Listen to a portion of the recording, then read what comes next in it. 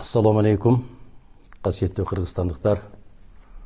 Бүгін қыштың бірінші күні, 1 декабрь 2021 жыл.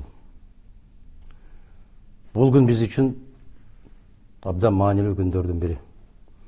Мындан туп-туура 15 жыл башта 2006 жылы 1 декабрда Кыргыз Республикасында Бүтүн Кыргызстан деген партия каттоодон өтүп, саясий аренага чыккан. 15 жылдын ичинде башыбыздан көп нерсени өткөрдүк. Саясий чоң кызычууларды өткөрдүк. Парламенттик шайлоолорду жана президенттик шайлоолорду өткөрдүк. Саясий талаш тартыштарда өз ордубузду таба алдык. Эң негизгиси Бүтүн Кыргызстан саясий партиясы нукура элдик партия экендигин 15 жылдын ичинде далилдей алдык. Нукура элдин талабын талашкан, нукура эл эмнени ойлосо ойлогон, эл эмнени айтса айткан, эл эмнени эңсесе ошону эңсеген элдик партияга айландык.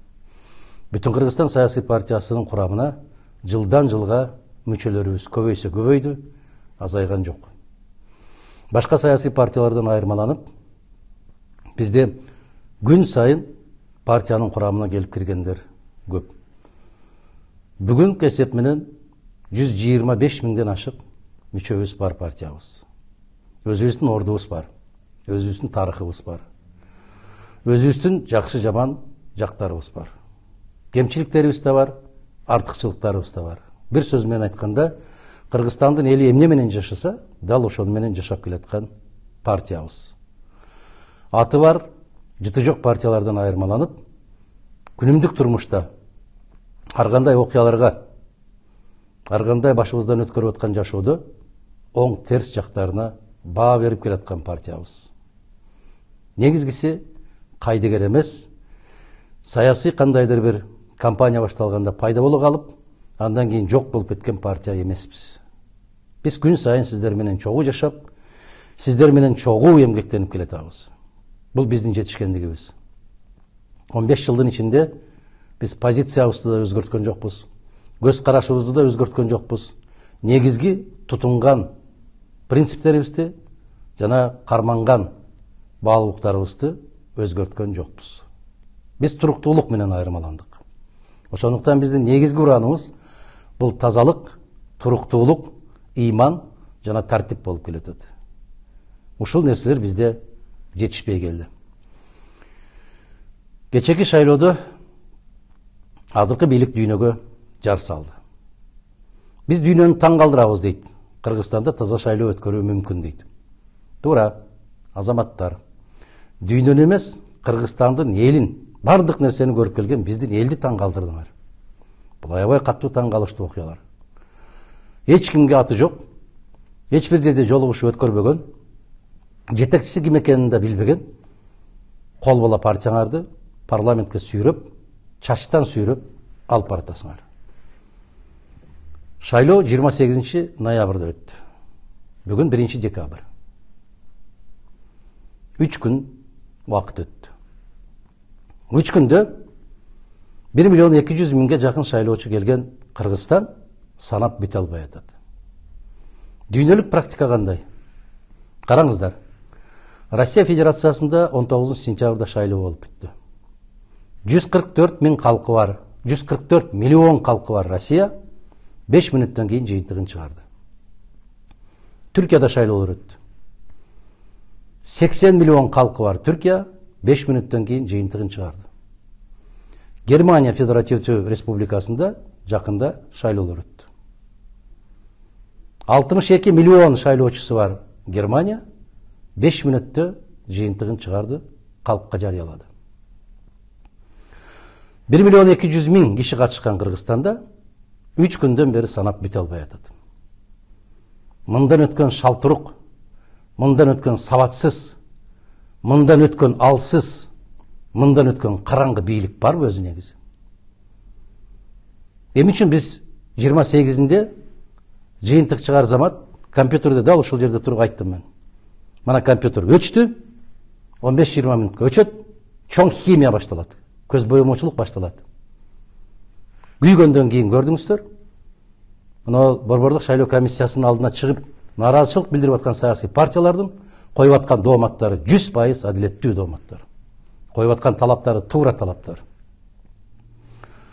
Биз, урматтуу кыргызстандыктар, өзүбүздүн да жоопкерчилигибизди билишибиз керек. Караңыздар, аябагандай төмөн сандагы шайлоочулар катышты бул шайлоого. Түшүнүксүз.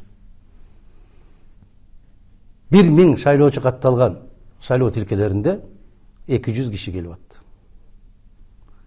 Айрыкча чет жакта Россия Федерациясында иштеп жүргөн биздин убактылуу жашап аткан азаматтарыбызга электрондук каттоодон өткөрүп берсеңер эле, бүттү, биз баарын шайлоого катышабыз деген убадалары беришкен. Натыйжада 40 000ге жакын шайлоочу катталган жерде болгону 2,5 миңге жетпеген киши келди. Бул эмнеден кабар берет? Биринчи кезекте шайлоого түк ишенимдин жоголгондугу, экинчиси баягы эле бизди кылымдар бою желкебизден басып жерге жаткырып келаткан кайдыгерлик. Баары бир мен барбасам да болот, менсиз да өтөт. Мына ушул кайдыгерликтин кесепети Кыргызстанды аябай каттуу артка тартып атат. Эмне кетмек бир саатта өз мамлекеттин, өз элиң үчүн, өз элиңдин тагдыры үчүн бир саат убактыңды дем алышта коротуп коюуга дагы ыраа көрбөгөндөн кийин биз өз тагдырыбызга нааразычылык билдирүүгө, бийликке нааразычылык билдирүүгө моралдык укугубуз калбайт. Мына ушундан пайдаланган бийлик каалаганын жасап баратат. Дагы бир жолу баса белгилеп айтам. Ушул кезге чейин бир да аты чыкпаган партияларды чачынан сүйрөп бараткандыгы бул өтө чоң уят иш. Дүйнөнү таң калтырдыңар. Чындыгында дүйнө таң калып отурат. Кече биз эл аралык байкоочулар менен да сүйлөштүк. Алар да таң калууда. Мындай окуя Кыргызстанда гана болуу мүмкүн дейт. Мына эл аралык бир байкоочулардан бирөөсү айтат, менин көзүмчө жанакы Корейдин кара жашыгы 3 жолу бузулду дейт. Андагы бюллетендерди алып, бир жашыкка салып, кайрадан басып баштады дейт. Мындай бир да өлкөдө болбойт. Биз канча жолу айтабыз? Корейдин кара жашыгы кетмейинче, Борбордук шайлоо комиссиясында туруктуу таза инсандар болмоюнча, Кыргызстандагы болгон бийлик бутактарына ишеним эч качан пайда болбойт. Менден сурашат, шайлоонун жыйынтыгына макулсузбу деп. Мен ошол 28-inde түндө айттым мен. Чоң химия башталды. Аябай бир адамдын акылына сыйбаган көрүнүштөр пайда болот деп. Мына ошол көрүнүштөр пайда болду. Экинчи жагы. Мына ушундай арам жолдор менен куралган бийлик кайсы бутагы болбосун, эл үчүн иштейби? Менин күмөнүм бар. Бүгүн биз эмне талап кылабыз? Мына ол кол санактар сөзсүз түрдө кол санак болгондон кийин ошол Корейдин кара жашыгына миллиондогон каражат которуунун кажети бар беле? Силер өзүңөр таза шайлоо өткөрө албайбыз деп колуңарды көтөрүп элге салып берсеңер, бир жериңер кемип калабы? Мына чырылдап чыгып аткан биздин жигиттерибиз абдан туура маселе коюп атат. Бакыт Калмаматовдун берип аткан суроолордун бирөөүнө да расмий бийлик жооп бере албайсыңар. Себеп ал жигит абдан туура, каттуу, чечкиндүү маселелерди коюп атат. Бул суроолорду бүтүн Кыргызстан партиясы 15 жыл бою коюп келет. Бирок бир да сурообузга жооп ала албайбыз. Бүгүн биздин партиянын 15 жылдыгы менен куттуктап, жакшы майрамдык маанай менен чыгуу мүмкүнчүлүгү бар эле, тилекке каршы Кыргызстанда ар дайым ушундай болот. Бир жакшылыкты толгон токой жамандыктар басып эзип турат. Ошого карабастан не деген химияларды жасагандыгына, не деген басмырлоолорду жасагандыгына карабастан, биздин күчтүү элибиз, келечектен үмүттү үзбөгөн калкыбыздын бир бөлүгү бүтүн Кыргызстанды кош колдоп тосмодон өткөрдүңүздөр. Бул колдооңуздар үчүн биз терең ыраазычылык билдиребиз. Ага чейин деле сезип келгенбиз сиздердин алдыңыздардагы карызыбызды. Бул карызды биз эки эселеп кайра кайтарабыз деген үмүт менен иштейбиз.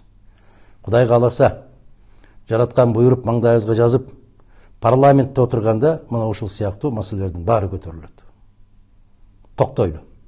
Мындан ары карай сабатсыздыктын, караңгылыктын, момундай бир шалаакылыктын өлкөсүнө кете берсек, анда келечегибиз өтө чоң күмөн. Биз бүтүн Кыргызстан партиясы парламентке дал ушул алишемдиктерди жоюу максатында баратабыз.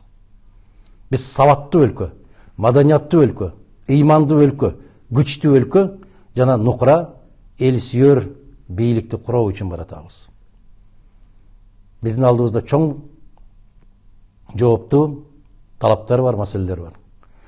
Биз бүтүн Кыргызстан партиясы Кыргызстандын 7 дуганын кыдырып, сиздерден түздөн түз ой максатыңыздарды, суроо талаптарыңыздарды, ыйыңыздарды жана кубанычыңыздарды көзүбүз менен көрүп келдик.